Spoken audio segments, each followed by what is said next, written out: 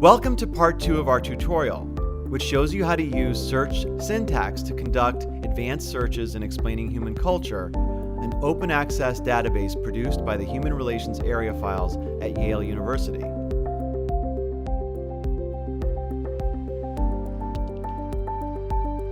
Let's begin by clicking on the Documents tab. Because we did not enter a search term or phrase, the system brings up a complete list of the documents summarized in the database. To the right of the search bar and the search button, there is a button labeled Search Tools. Clicking on it reveals filtering, viewing, and sorting options, as well as information regarding search syntax. Clicking on Search Syntax reveals a lightbox with a guide for conducting searches within the database. First, we see a note cautioning us that the examples of search syntax listed below apply to searches conducted in the Documents section, and that the syntax might differ for searches conducted in the Hypotheses or Variables sections.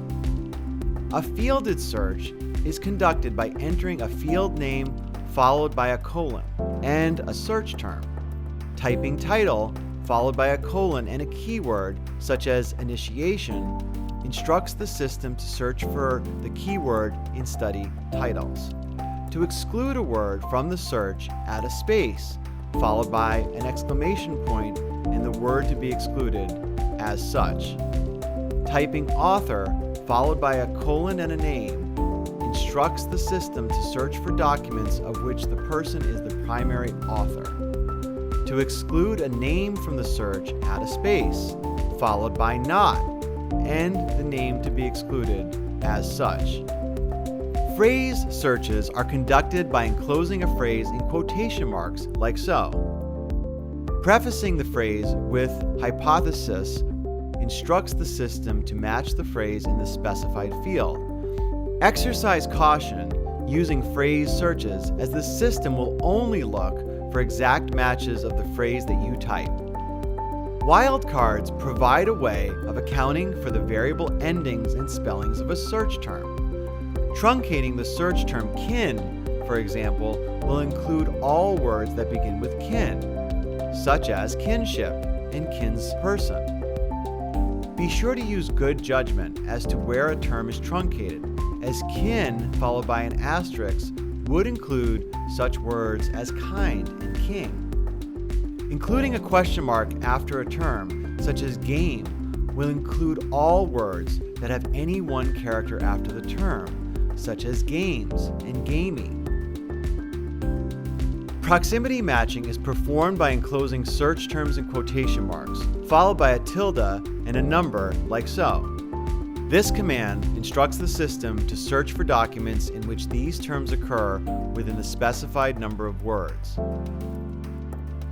Fuzzy searches are based on Levenshtein distance in order to account for any alternative spellings of a search term, including misspellings.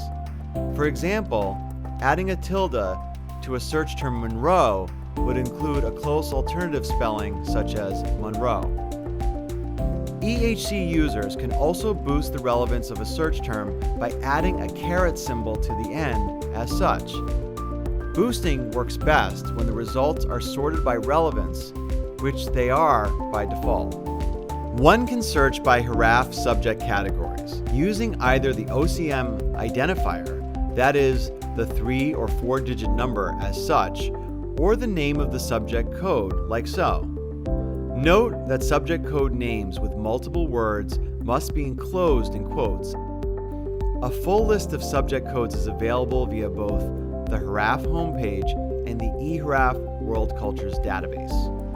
One can also search for texts published within a specified date range.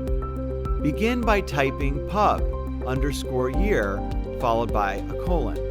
Then enclose a date range in brackets using the following convention.